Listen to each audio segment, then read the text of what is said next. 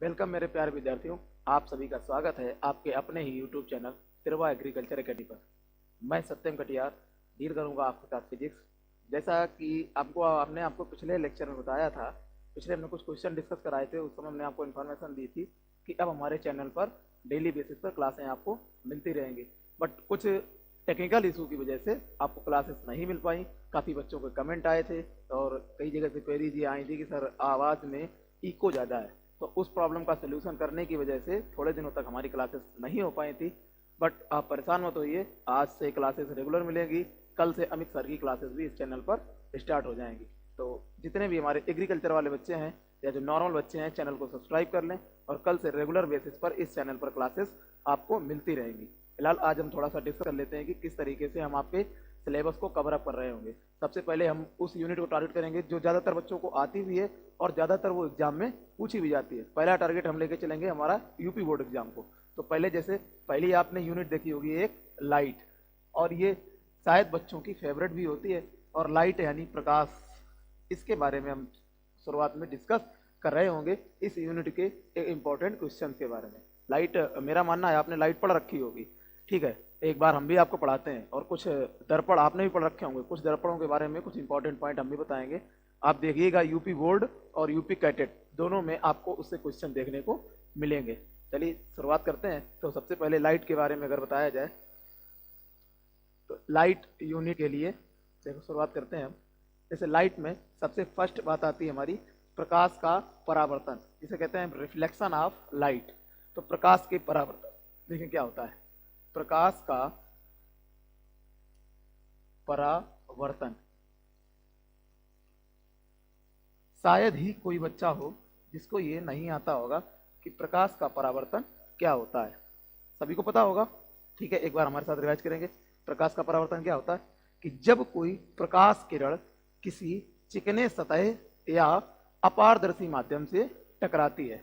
अपारदर्शी मतलब जिसके आर पार देखा ना जा सके। जैसे हमने मान लिया ये हमारी कोई एक सतह है जिसके एक साइड पर क्या की गई है, ये हमने पॉलिश कर रखी है। अब पॉलिश कर देने से ये सतह कैसी हो गई है, अपारदर्शी। तो जब इस अपारदर्शी सतह पर कोई प्रकाश की आपतित किरण आती टकराती है तो यह टकराकर वापस उसी माध्यम में लौट जाती है और प्रकाश की इस घटना को हम प्रकाश का परावर्तन कहते हैं। बीच में आपने देखा होगा एक इस तरीके से डॉटेड लाइन खींची जाती है और इस डॉटेड लाइन को क्या बोलते हैं, अभिलंब। तो प्रकाश का परावर्तन क्या है कि जब कोई प्रकाश की आपतित किरण किसी ऐसी सतह, चिकनी सतह या अपारदर्शी माध्यम से टकराती है तो टकराकर वापस उसी माध्यम में लौट जाती है और प्रकाश की इस घटना को हम प्रकाश का परावर्तन कहते हैं। अब प्रकाश के परावर्तन को सभी लोगों ने प्रत्यक्ष रूप से देख रखा है। अगर आपको याद आए तो आप थोड़ा सा बचपन में अपने जाएंगे तो बचपन में सभी ने, आपने भी, हमने भी, सभी ने किया होगा कि हम हाथ में शीशा लेकर के और जब धूप पड़ती थी तो धूप के साथ शीशा करके और ऐसे ऐसे घुमाते थे, जिससे कि जैसे जैसे हम शीशे को मूव कराते थे वैसे वैसे हमारा प्रकाश भी, शीशे पर पड़ने वाला प्रकाश भी मूव होता था। तो उसमें क्या होता था, वो भी प्रकाश का परावर्तन था कि आने वाली सूर्य से आने वाली प्रकाश किरणें जब हमारे शीशे से टकराती थी तो टकराकर वो परावर्तित होकर के वो सामने की दीवार पर पड़ती थी और जैसे हम घुमाते रहते तो वो प्रकाश भी घूमता रहता था। तो वो हमारे प्रकाश का परावर्तन का ही एग्जाम्पल है। दूसरा आपने देखा होगा बैंकों के बाहर, स्कूल कॉलेजों के बाहर जो बाइक और स्कूटीज वगैरह खड़ी रहती है उनके शीशे भी काफी तेजी से चमकते हैं, वहां भी प्रकाश का परावर्तन लगातार होता रहता है। तो वो भी हमारे प्रकाश का परावर्तन का ही एग्जाम्पल है। तो ये तो बात होगी हमारी प्रकाश के परावर्तन की। अब डिस्कस कर लेते हैं प्रकाश के परावर्तन में इसके दो मुख्य नियम होते हैं, तो उन नियमों को भी हम देख लेते हैं। नंबर फर्स्ट नियम क्या बताया गया है,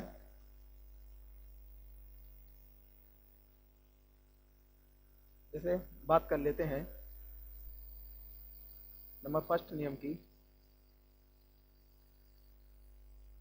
अगर पहले नियम की बात करें तो पहला नियम वेरी इजी है, क्या, आपतित किरण। ये जो आने वाली किरण होती है इसे हम बोलते हैं क्या, आपतित किरण, आपतित किरण। और उसके जस्ट जब यहां से इसका परावर्तन हो जाता है तो इस किरण को हम क्या बोलते हैं, परावर्तित किरण, परावर्तित किरण। तो ये हमारी हो गई आपतित किरण, ये हो गई परावर्तित किरण। और हमने स्टार्टिंग में बताया था ये जो डॉटेड लाइन हम खींचते हैं इसको बोलते हैं क्या, अभिलंब।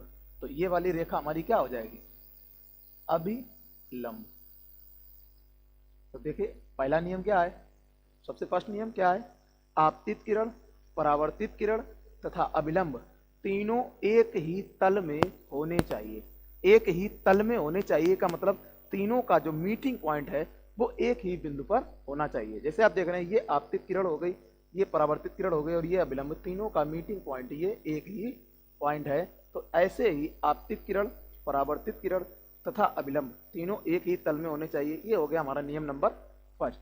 और बात कर लेते हैं अगर हम सेकेंड नियम की, तो सेकेंड नियम हमारा क्या होता है, सेकेंड नियम कि आपतित किरण द्वारा अभिलंब के साथ बनाया गया आपतन कोण आई। जैसे ये हमारी आपतित किरण है और ये अभिलंब है, तो इसके साथ में एक एंगल बन रहा है, इस एंगल को बोलते हैं क्या, आपतन कोण। तो आपतित किरण द्वारा अभिलंब के साथ बनाए गए कोण को हम क्या बोलते हैं, आपतन कोण। तथा परावर्तित किरण द्वारा अभिलंब के साथ, यहां पर भी एक एंगल बन रहा है, तथा परावर्तित किरण द्वारा अभिलंब के साथ बनाए गए कोण को परावर्तन कोण कहते हैं। और नियम क्या है कि आपतित किरण द्वारा अभिलंब के साथ बनाया गया आपतन कोण आई तथा परावर्तित किरण द्वारा अभिलंब के साथ बनाया गया परावर्तन कोण आर का मान सदैव बराबर होता है। यानी ये दोनों एंगल ऑफ इंसिडेंट और एंगल ऑफ रिफ्लेक्शन दोनों आपस में कैसे होंगे, सदैव इक्वल होंगे। यानी हम कह सकते हैं गणितीय रूप से क्या होगा कि जो एंगल आई है वो ऑलवेज इक्वल टू होगा एंगल आर के। यानी कोण आई हमेशा बराबर होगा किसके, कोण आर के। ये है हमारा परावर्तन का द्वितीय नियम। परावर्तन के दो ही मुख्य नियम, नंबर एक बता दिया हमने क्या, आपतित किरण, परावर्तित किरण और अभिलंब तीनों एक ही बिंदु में होने चाहिए, यानी एक ही तल पर मिलने चाहिए। और दूसरा यानी आपतित किरण द्वारा बनाया गया आपतन कोण आई तथा परावर्तित किरण द्वारा बनाया गया परावर्तन कोण आर सदैव आपस में बराबर होने चाहिए। तो ये तो दो नियम हो गए हमारे परावर्तन के। तो ये इतना बेसिक जो था परावर्तन, और शायद सभी बच्चों को ये पता होगा, थोड़ा सा हमने आपको रिवाइज कराया। अब हम चलते हैं इसके मेन टॉपिक के उस पर, दर्पण पर, जहाँ से क्वेश्चनों को टारगेट किया जाता है। तो चलिए देखते हैं, अब हम आते हैं किस पर, दर्पण पर। तो देख लेते हैं अब हम दर्पण। दर्पण तो बेसिकली अगर हम बात करें तो नॉर्मली जो बच्चों ने पढ़ रखा होता है कि दर्पण दो प्रकार के होते हैं, अवतल और उत्तल। ठीक है, आपको बताया गया दर्पण वो हैं, और आपको बताते हैं दर्पण दो नहीं, दर्पण आपको बताएं तो दर्पण दो ही प्रकार के होते हैं, मगर अवतल और उत्तल नहीं। दर्पण होते हैं, नंबर एक होता है आपका समतल दर्पण, समतल दर्पण, सॉरी समतल दर्पण। और नंबर दो जो हमारा होता है वो होता है गोलीय दर्पण। क्या चीज, गोलीय,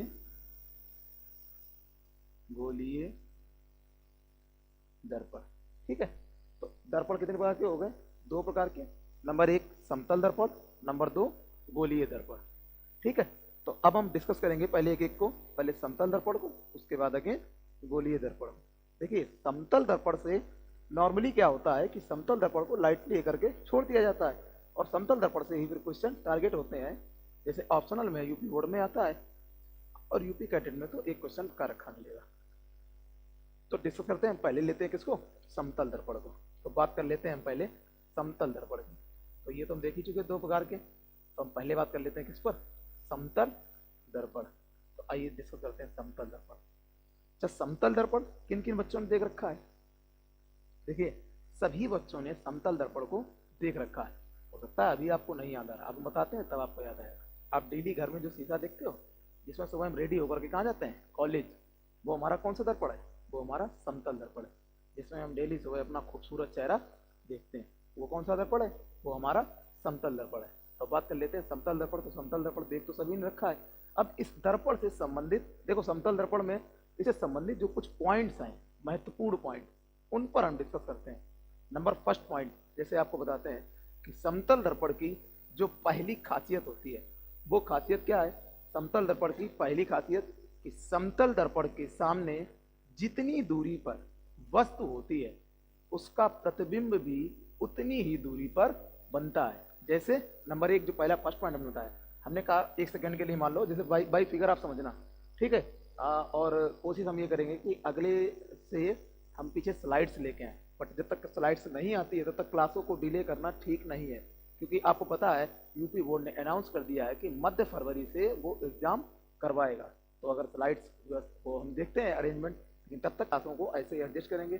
कोशिश करिए आप भी थोड़ा सा हमारे साथ समझने की, हम बाई फिगर आपको समझाने की कोशिश करते हैं। जैसे पहला पॉइंट हमने क्या बताया कि समतल दर्पण से, जैसे हमने मान लिया ये हमारा क्या रखा है, एक कोई समतल दर्पण है, तो पहला पॉइंट ये है कि समतल दर्पण से जितनी दूरी पर कोई वस्तु रखी होती है, हमने मान लिया इधर ये x मीटर की दूरी पर एक क्या रखी है, एक वस्तु रखी है।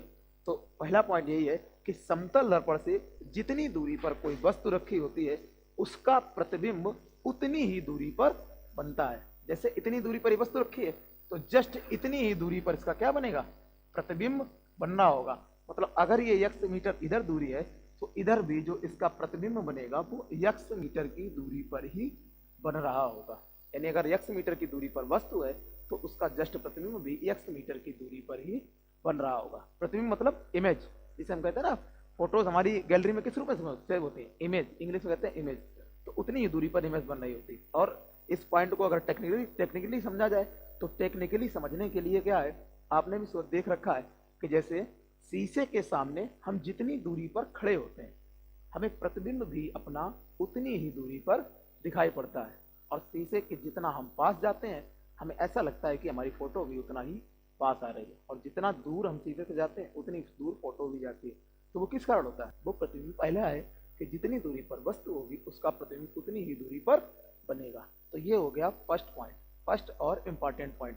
ठीक, अब देखो क्वेश्चन कैसे आता है, अभी आप भी दिखाएंगे। हमने कहा कि एक व्यक्ति समतल दर्पण से 5 मीटर की दूरी पर खड़ा है, बताइए कि उसका प्रतिबिंब कितने मीटर की दूरी पर बनेगा। ठीक, क्या बोला हमने कि एक व्यक्ति समतल दर्पण से 5 मीटर की दूरी पर खड़ा है, तो बताइए कि उसका प्रतिबिंब कितने मीटर की दूरी पर बनेगा। तो अब सभी के दिमाग में सीधा सा आएगा कि सर जैसा आपने बताया है कॉन्सेप्ट, तो 5 मीटर की दूरी पर बनेगा। बस यहीं पर आप स्टार्ट कर गए, क्योंकि देखो हमने क्या बताया था कि जितनी दूरी पर वस्तु होगी, अब उसने कहा 5 मीटर, तो अगर ये व्यक्ति इधर 5 मीटर की दूरी पर खड़ा होगा, एक सेकंड के लिए मान लेते हैं 5 मीटर दूरी तो काफी हो गई, पर 5 मीटर ना कोई सेंटीमीटर लेते हैं, एक सेकंड में मान लिया अगर ये 5 मीटर पर खड़ा होगा तो उसका प्रतिबिंब कितनी दूरी पर बनेगा, अकॉर्डिंग टू इक्वेशन 5 मीटर पर ही इसका बनेगा। आपके दिमाग में तो यही आया, वो तो ठीक है। उसने पूछा प्रतिबिंब कितनी दूरी पर बनेगा, तो प्रतिबिंब की दूरी ऑलवेज जो कैलकुलेटेड की जाएगी वो की जाएगी वस्तु से, और वस्तु हमारी कहाँ है, ये रखी है, और प्रतिबिंब कहाँ है, ये है। तो यहाँ से यहाँ तक की अगर टोटल दूरी हम देखें तो पहले 5 मीटर ये, और अगेन 5 मीटर फिर ये, तो हमारी टोटल दूरी, प्रतिबिंब की दूरी अगर पूछी जाएगी तो आंसर हमारा कितना हो जाएगा, 10 मीटर की दूरी पर बनेगा। क्लियर है ना, आराम से कि 5 ये दूरी और अगेन 5 फिर दर्पण के अंदर वाली, तो 5 और 5 टोटल कितनी हो जाएगी, 10 मीटर। हाँ, अगर वो इसी क्वेश्चन में ये कहता है कि बनने वाले प्रतिबिंब की समतल दर्पण से दूरी क्या होगी, मतलब जो ये जो हमने बीच में समतल दर्पण रखा है इससे दूरी क्या होगी, तो हमारा आंसर 5 मीटर होगा, क्योंकि जब वो यहाँ से दूरी पूछेगा तो वो फिर 5 ही मीटर है। अगेन अगर वो व्यक्ति से पूछता है तो फिर वो 10 मीटर है। तो पहला पॉइंट अच्छे से क्लियर हो गया होगा समतल दर्पण से संबंधित। चलिए चलते हैं नेक्स्ट पॉइंट पर। सेकेंड पॉइंट आपको समझाते हैं। सेकेंड पॉइंट क्या है, सेकेंड पॉइंट जो हमने फिगर उसमें बनाया था फिगर, अगेन यहाँ पर हम फिगर बना लेते हैं, और ये रहा हमारा बीच में समतल दर्पण, और ये रखी हमने वस्तु, और ये हो गया उसका प्रतिबिंब। तो देखते हैं, फर्स्ट पॉइंट तो हम समझ ही चुके, सेकेंड पॉइंट की बात करते हैं। सेकेंड पॉइंट क्या है, सेकेंड पॉइंट और इम्पॉर्टेंट पॉइंट ये होता है कि समतल दर्पण के सामने जितनी ऊंची वस्तु होगी उसका प्रतिबिंब भी उतना ही ऊंचा बनेगा। जैसे समतल दर्पण के सामने जितनी ऊंची वस्तु होगी, हमने मान ली ये जो वस्तु रखी है इसकी ऊंचाई है 1 फुट। ठीक, एक सेकेंड के लिए हमने मान लिया कि इस दर्पण के सामने ये कोई वस्तु रखी है और जिसकी ऊंचाई कितनी है, 1 फुट, तो इसका जो प्रतिबिंब बन रहा होगा वो भी हमारा कितना होगा, 1 फुट ही होगा। ठीक है, तो समझने वाली बात कि जितनी ऊंची वस्तु होगी उसका प्रतिबिंब भी जस्ट उतना ही ऊंचा बन रहा होगा। ठीक है, क्लियर, कोई डाउट? अच्छा, इसमें वो वाला भी कॉन्सेप्ट नहीं होगा, ये 1 फुट है तो वो 1 फुट ही होगा। ठीक, कोई दिक्कत नहीं ना। चलते हैं थर्ड पॉइंट पर। तो ये हो गया सेकेंड पॉइंट। अब बात कर लेते हैं किसकी, थर्ड पॉइंट की। तो थर्ड पॉइंट पे आते हैं। देखो, थर्ड पॉइंट की बात करते हैं। देखो, थर्ड पॉइंट क्या होता है, और जो डायरेक्ट थर्ड पॉइंट जो है हमारा, वो डायरेक्ट पूछा जाने वाला है कि समतल दर्पण की फोकस दूरी कितनी होती है। ये आप दिमाग में एकदम से फिक्स कर लीजिएगा। क्वेश्चन पूछा जाता है समतल दर्पण की फोकस दूरी कितनी होती है। तो समतल दर्पण की जो फोकस दूरी होती है, यानी फोकल डिस्टेंस, फोकस दूरी, तो समतल दर्पण की जो फोकस दूरी होती है वो होती है हमारी कितनी, अनंत, जिसे कहते हैं हम क्या, इनफाइनाइट। तो समतल दर्पण की फोकस दूरी अनंत होती है। और अगर पूछा जाए कि ये अनंत क्यों होती है, तो क्योंकि समतल दर्पण का जो तल होता है वो कैसा होता है, सपाट, यानी वक्रता त्रिज्या इनफाइनाइट। और अगर वक्रता त्रिज्या इनफाइनाइट तो फिर फोकस दूरी भी इनफाइनाइट होती है। क्लियर? आते हैं अगले पॉइंट पर। एक जो चौथा और इम्पॉर्टेंट पॉइंट है वो क्या है, चौथा और इम्पोर्टेंट पॉइंट, कि समतल दर्पण की आवर्धन क्षमता 1 होती है। जो समतल दर्पण होता है उसकी आवर्धन क्षमता यानी स्मॉल एम का मान सदैव होता है +1। तो पहले, हालांकि आपके लिए नया शब्द हो गया आवर्धन क्षमता, तो पहले हम बता देते हैं आवर्धन क्षमता क्या होती है। तो देख लेते हैं इसको, आवर्धन क्षमता। डोंट वरी, अभी हम सारी चीजें आपकी क्लियर अप करते चलेंगे, बिल्कुल भी परेशान नहीं होना है जब तक हम चीजें डिस्कस करते हैं। आवर्धन क्षमता क्या होती है? देखो, आवर्धन क्षमता, जैसे किसी भी वस्तु की में आवर्धन क्षमता निकाली, आवर्धन क्षमता ऐसे निकालते हैं कि उस वस्तु के बनने वाले प्रतिबिंब की ऊंचाई और वस्तु की ऊंचाई को यदि हम आपस में भाग दे दें तो फिर क्या निकल आएगी, हमारी आवर्धन क्षमता। जैसे आवर्धन क्षमता का फॉर्मूला क्या होगा, प्रतिबिंब की ऊंचाई, प्रतिबिंब की ऊंचाई, और हमें उससे भाग देना है किससे, वस्तु की ऊंचाई से, वस्तु की ऊंचाई। तो अगर प्रतिबिंब की ऊंचाई में वस्तु की ऊंचाई से भाग दिया जाएगा तो हमारी आवर्धन क्षमता निकल आएगी। ठीक है, अब देखो आवर्धन क्षमता +1 कही तो हम प्रमाण के साथ भी बता देते हैं कि समतल दर्पण की आवर्धन क्षमता +1 क्यों होती है। अभी जब हम तीसरे पॉइंट में पढ़ के आए थे तो हमने ये पढ़ा था कि दर्पण के सामने जितनी ऊंची वस्तु होगी उसका प्रतिबिंब जस्ट उतना ही ऊंचा होगा। तो 1 सेकेंड के लिए अगर मान लो आपने 10 सेंटीमीटर ऊंची वस्तु रखी, यानी अगर हमने वस्तु की ऊंचाई मान ली h, वो कितनी है 10 सेंटीमीटर, तो अकॉर्डिंग टू समतल दर्पण यानी जो उसका जो प्रतिबिंब की ऊंचाई होगी वो भी कितनी होगी, हमारी 10 सेंटीमीटर ही होगी। ये तो तीसरे पॉइंट में देख के आए।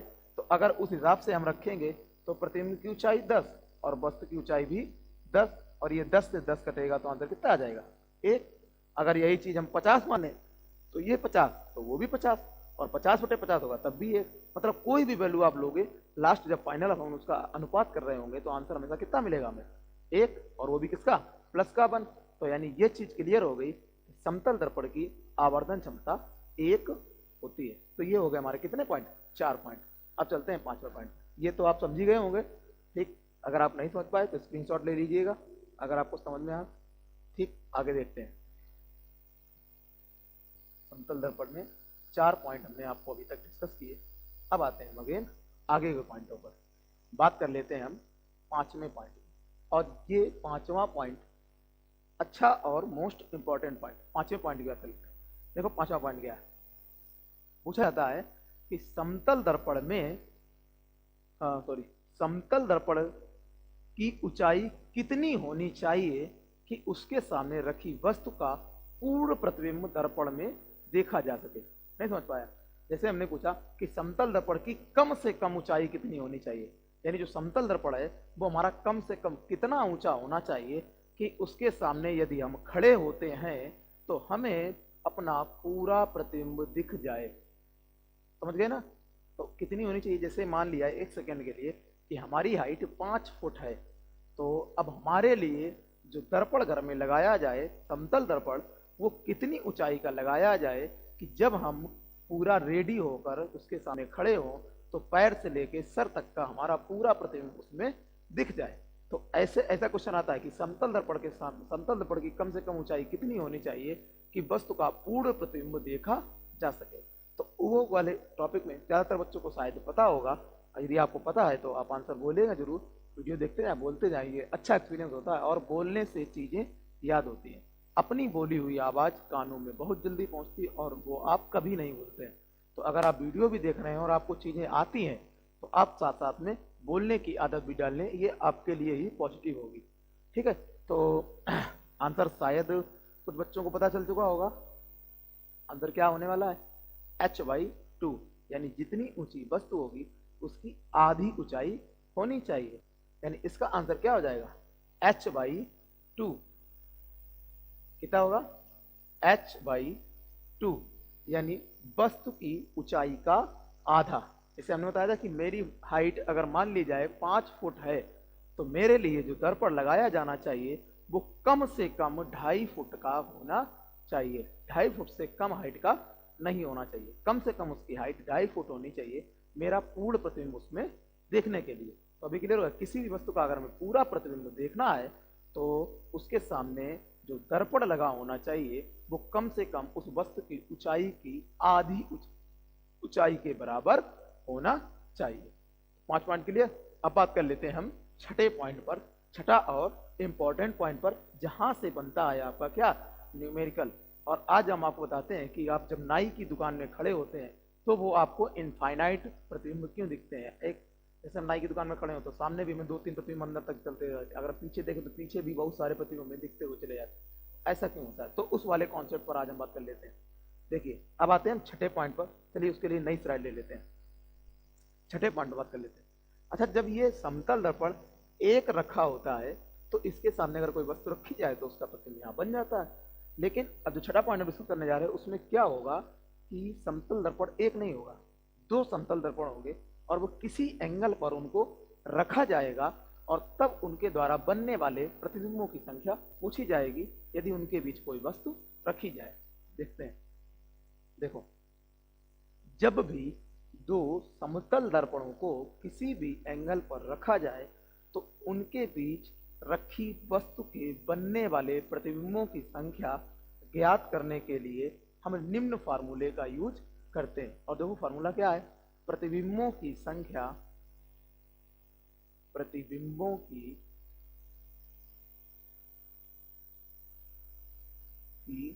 संख्या क्या होगी? प्रतिबिंबों की संख्या, अगर प्रतिबिंबों की संख्या निकालनी है तो सीधा सा एक फार्मूला 360/थीटा। ठीक, 360/थीटा, यानी जिस भी एंगल पर हम रख रहे होंगे उस एंगल से हम क्या कर देंगे? भाग। अच्छा, जब आप 360 में भाग दे रहे होगे तो कुछ ना कुछ भागफल आएगा। हमने मान लिया वो भागफल हमारा आता है निकल के n। ठीक है, अब इसके बाद देखना होता है यदि ये n हमारा एक सम संख्या है। सम संख्या मतलब ऐसा नंबर जो जिसमें हम 2 का भाग पूरा पूरा चला जाए, ऐसी संख्याओं को क्या बोलते हैं? सम संख्या। तो यदि ये n एक सम संख्या है तो जो बनने वाले प्रतिबिंब होंगे उनकी संख्या n-1 हो जाएगी। और यदि ये n एक विषम संख्या है, कैसी संख्या है? विषम संख्या। तो यदि ये n एक विषम संख्या है तो बनने वाले प्रतिबिंबों की संख्या क्या हो जाएगी? सिर्फ n हो जाएगी। क्लियर? कॉन्सेप्ट समझ गया कि यदि बनने वाले, यदि ये n जो भागफल जो आता है वो एक सम संख्या है तो प्रतिबिंबों की संख्या n-1 होगी, मतलब हम एक क्या करेंगे? घटा देंगे। और यदि ये n एक हमारी विषम संख्या आती है तो प्रतिबिंबों की संख्या वो n ही हो जाएगी। चलिए देखते हैं, क्वेश्चन देख लेते हैं और ये कॉन्सेप्ट शायद क्वेश्चन से ज्यादा अच्छे से हल होगा। ठीक, देखते हैं। देखो, जैसे हमने पहला मान लिया, फर्स्ट पॉइंट हमने क्वेश्चन लिया कि 2 समतल दर्पण हैं और वो 90 अंश पर रखे हैं। अगर 90 अंश पर रखे हैं तो कुछ इस तरीके से ही रखे जाने चाहिए, तभी तो इनके बीच 90 अंश कोण बनेगा। तो ये रहा हमारा 90 डिग्री का एंगल और इनके बीच में कहीं पर कोई एक वस्तु रखी जाती है तो पूछा जा रहा उसके बनने वाले प्रतिबिंबों की संख्या कितनी होगी। तो फार्मूला हमने आपको बताया, क्या करेंगे हम? तुरंत 360/थीटा थीटा, और थीटा इस बार हमारे पास कितना है 90 अंश, तो हमने बटे कर दिया 90। ये जीरो से ये जीरो खत्म, 9 से भाग दीजिए, 9 एक कम 9 और 9 चौक 36, यानी कितना आ जाएगा हमारा टोटल, कितना आ जाएगा 4। ठीक, अब ये 4 कैसी संख्या है, 4 है कैसी एक सम संख्या, और अगर 4 एक सम संख्या आ गई है तो 4 सम संख्या है, तो सम के लिए कॉन्सेप्ट में क्या होता है कि जैसे ही सम संख्या आएगी तो उसमें से एक हम घटा देंगे, तो 4 में से एक आप घटाओगे तो फाइनली आंसर कितना हो जाएगा हमारा, 4 में से जब हम एक माइनस कर रहे होंगे तो यानी बनने वाले प्रतिबिंब संख्या हमारी कितनी आ रही होगी, 3 आ रही होगी। क्लियर ना कॉन्सेप्ट। ठीक, अब देख लेते हैं एक विषम वाला भी। ठीक है, देखते हैं, अगर मान लो दो समतल दर्पण हैं और उनको कुछ इस तरीके से रखा गया है और एक सेकंड के लिए हमने मान लिया कि जो इनके बीच बनने वाला एंगल है वो है हमारा 72 डिग्री यानी 72 अंश। तो तब हमने पूछा कि बनने वाले प्रतिबिंबों की संख्या कितनी होगी। तो कॉन्सेप्ट वही सेम है कि सबसे पहले 360 बटे थीटा, और थीटा का मान इस बार कितना है 72, भाग दे देते हैं 36 से, तो 36 एकम 36 और 36 दूनी 72। जब हम 2 से काट रहे होंगे तो 2 एकम 2 और 2 पंचे 10, यानी फाइनली हमारे पास कितना आ रहा होगा 5। अब आप देखिए 5 एक कैसी संख्या है, विषम संख्या है, और अगर 5 एक विषम संख्या है तो बनने वाले प्रतिबिंबों की संख्या भी यही हो जाएगी। इस बार हमें कुछ भी छेड़छाड़ नहीं करनी है, क्योंकि जब सम आता है तो हम -1 करते हैं, अगर विषम आता है तो हमारा वही आंसर हो जाता है। यानी इस बार हमारा आंसर हो जाएगा बनने वाले प्रतिबिंबों की संख्या कितनी होगी 5 होगी। चलिए ठीक, अच्छा इतना जब हम देख लेते हैं तो यहाँ से अगर स्मार्ट माइंड आप पकड़ते हैं तो एक चीज तो क्लियर हो जाती है, वो क्या है, अगर एक अच्छे बच्चे ने पकड़ भी ली होगी, वो क्या है, हम ये देख रहे हैं कि जो हमारे प्रतिबिंबों की संख्या आएगी वो कभी भी एक सम संख्या नहीं हो सकती है। तो अगर मान लो ये क्वेश्चन हमारे ऑप्शनल में आता है और ऑप्शन में जहां कहीं भी हमें सम संख्या दिखती है तो वो ऑप्शन तो हमारा कभी भी करेक्ट नहीं हो सकता है। क्यों नहीं हो सकता है, क्योंकि जब भागफल सम आएगा तो उसे हम एक घटा रहे होंगे, और सम से एक घटाओगे तो वो तुरंत कैसी संख्या बन जाएगी, एक विषम संख्या। तो ये क्लियर हो गया कि समतल दर्पण के बीच रखी वस्तु के बनने वाले प्रतिबिंबों की संख्या ऑलवेज एंड ऑलवेज एक विषम संख्या होगी, वो कभी भी एक सम संख्या नहीं हो सकती है। ठीक है, क्लियर, यहाँ तक कोई दिक्कत। अभी आप अगर कोई समस्या है कुछ भी है आप कमेंट बॉक्स में लिख सकते हैं, और आप बता सकते हैं कोई भी समस्या आप कमेंट बॉक्स में हमें दे सकते हैं, या आप हमें टेलीग्राम पे ज्वाइन कर सकते हैं, टेलीग्राम पे आप डाल सकते हैं।